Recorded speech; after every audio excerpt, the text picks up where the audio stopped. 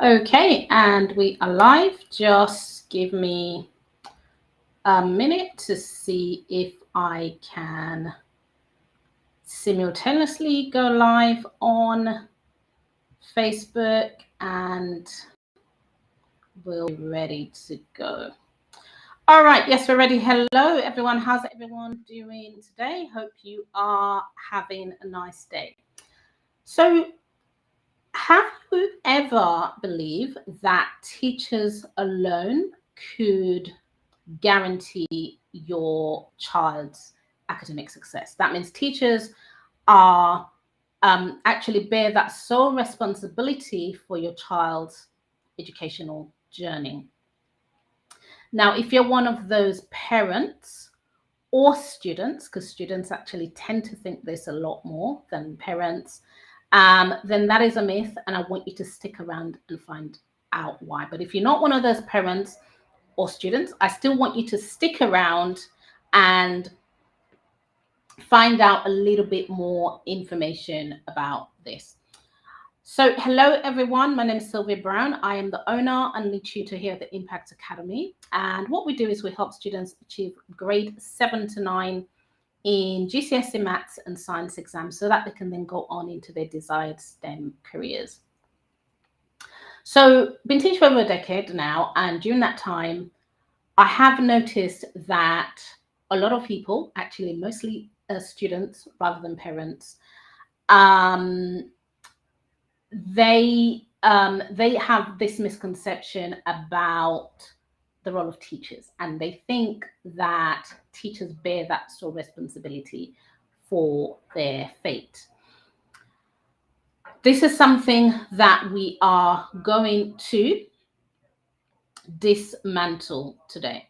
So we're going to look at how you can ensure that your child's success without relying solely on teachers.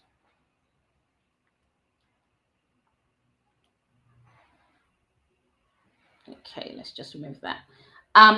We're going to be looking at why having a teacher alone is not enough to ensure your child's academic success, the problems with relying solely on teachers, and what parents and students can do to improve their chances of success.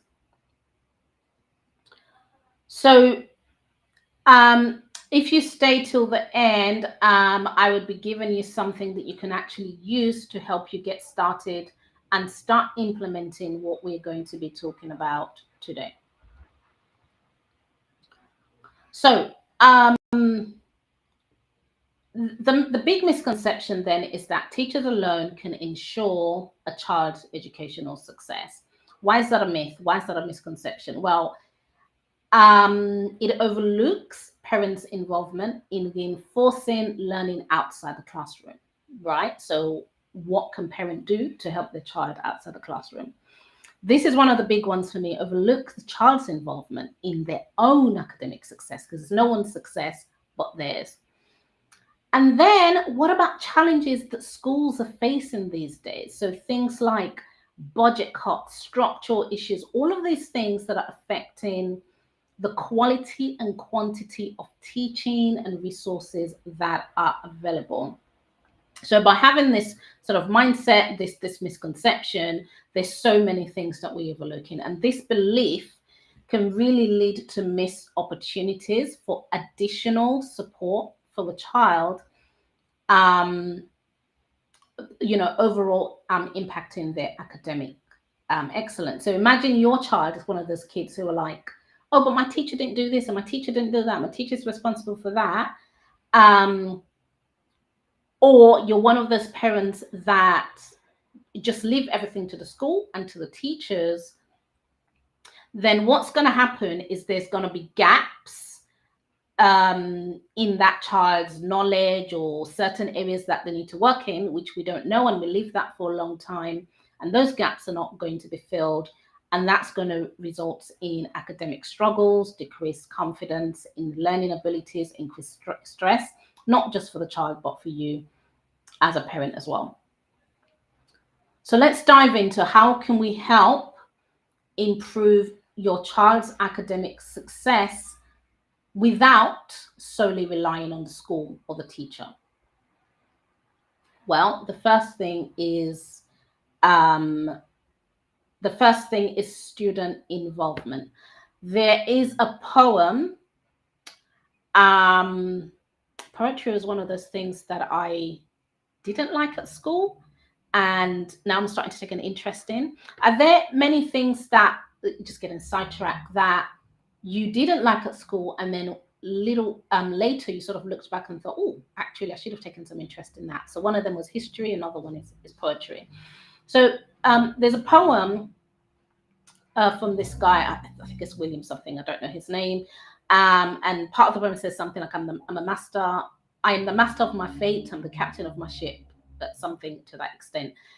And this is really telling us that we need to take charge of our own success, right? And this is the mindset that we try to instill in our students, that they need to be responsible for their success. Yes, there might be issues happening at school, right? So, kids might say, my teachers have missed a lot of lessons. My teachers are not explaining this to me properly. We don't have a good teacher. We have a lot of turnover of teachers. Fine, these are problems, but what can you do to get to that goal that you want, rather than just trying to rely on the teacher? So by doing these things, then we as students will start to develop this level of independence that will sustain us beyond the classroom. Because when we finish our GCSE, there's going to be no teachers. So how can you be independent to develop the skills that you need for beyond the classroom without trying to, expect somebody to be there all the time? So you want to be doing things. So here you want to be doing things like referring to textbooks, YouTube videos, revision guides, having tutors, additional support. If you're fine with your parents, having your parents help you with your studies. My dad had helped me a lot with my studies when I was at school doing maths, but I know it's different for different families. Some people can clash a lot. So I think for me, student involvement would be the number one thing there.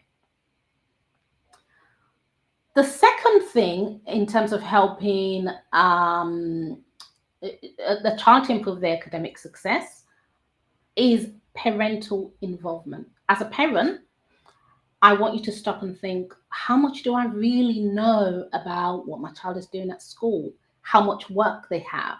Homework. They might say they have homework. How much homework do they have? How long really will that homework take to complete? Right? If a child says to you, if your child says to you, oh yeah, I've finished the homework, do you just sort of nod your head and say yes? Or do you check that actually, no, based on that homework, you should have spent more time on it? And do you check the quality of their homework?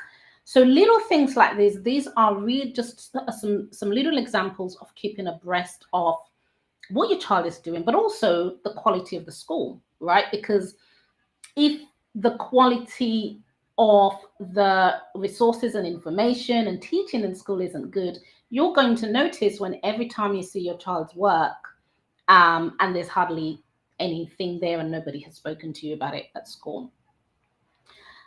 So when we start to give abreast of these things, we can then start to identify gaps and issues from either the child, where's the child struggling, or what is the child not doing, what might the child be ignoring because they have a little bit of anxiety about it, but also, as I say, from the school as well. And then we'll take the next step to address it, to fill in those gaps. Other things could be required resources. If your child says, oh, this is the resource that they've recommended, do you say, yeah, sure, that's fine? Or do you check it and say, actually, with my child, this is great, but they might also need something else challenging. Oh, I think this would also be useful for them, and are you using those resources? Are you checking that they're using those resources? And then also, does your child have a conducive study environment at home? Do they have a routine for homework and revision? Because all of these things help them to achieve their goals at KS3, at GCSE, but for me, more importantly, beyond school, because that's what we focus on here. It's not just about, can I pass my exams? But what happens is a lot of people pass their exams, a lot of people, even do well at university, and they get stuck in that real world. So if somebody is able to develop that discipline, that consistency, that routine from early on, then guess what? Beyond the classroom, they are going to be the ones that are going to stand out. And last way that you can help to improve your child's academic success by not solely relying on teachers is tutor and teacher involvement. Now, this should really say parental involvement, but I don't want to have another one that says parental involvement, so I've just kind of put teacher and tutor. But really, this is another parental involvement. Are you communicating regularly with the child's teachers or tutors? I know that for me, I really love speaking to my parents who contact me and say, oh, how's my child doing? Oh, thanks for sending me the progress report. Or, thanks for their progress, and so on and so forth. Because these are the parents that just know where the child are at and what areas they need to focus on, what areas they need to improve on. So definitely be able to do this if your child has a tutor, with a tutor, but also at school, make any opportunities for Parents' Day, parents teacher meetings, and that kind of thing. Make sure you get involved in that where possible. And one of the key things I want to say here is, what a lot of people do is they take action when they're concerns. No, don't do that. Always be involved, always keep abreast, always try and have that regular communication with your child's tutor or your child's teacher. Like, really don't accept magic to happen just because your child goes to school or just because your child have a tutor. You want to work with them together. Okay, so in summary then, let me just make sure that I have, done that. In summary then, a child's educational success depends on teachers/tutors, if they have one, parents, and students. And all three of those need to work together like a puzzle, fitting really well together. And if one is missing, this could limit the success. So I just want you to sort of think about that. Sometimes where your child is not doing well, how much have I done? Based on how much I can do. Obviously, everybody has different lives and so on and so forth. But how much, based on what I can do, how much have I done? What are my child? How much have they done? Food for thought. So you can see that diagram there of like the three puzzles of your teacher, your parents, and your students. Who do you think will the largest puzzle represent? Is it going to represent you as a parent? So the largest puzzle that will make the biggest difference in the child's outcome with school. Is it going to represent you as a parent? Is it going to represent the child? Or is it going to represent the child's teacher/school? Interested to know your thoughts about this. So drop your comment down below. It will be quite interesting to see what you all think about that. Now, so that your child can start to implement these things and start to take action towards their own success, I created a guide called 3 Simple Steps to Achieve Top Grades in GCSE Maths and Science. And I'm going to give you access to that for free. So they can really use that as their starting point to start improving their grades. In there, it's got what are some of the key things that your child can start doing now to reach those top grades. And it's also got like 3 top methods that I use with my students to help them improve 2 or more grades and hit at least grade 7+. So if you're interested in that guide, whether you're a parent watching this or you're a child watching this, just comment PDF guide below and we will give you access to it. All right, that is all for now. Thank you, and I will see you next time. Okay, bye for now.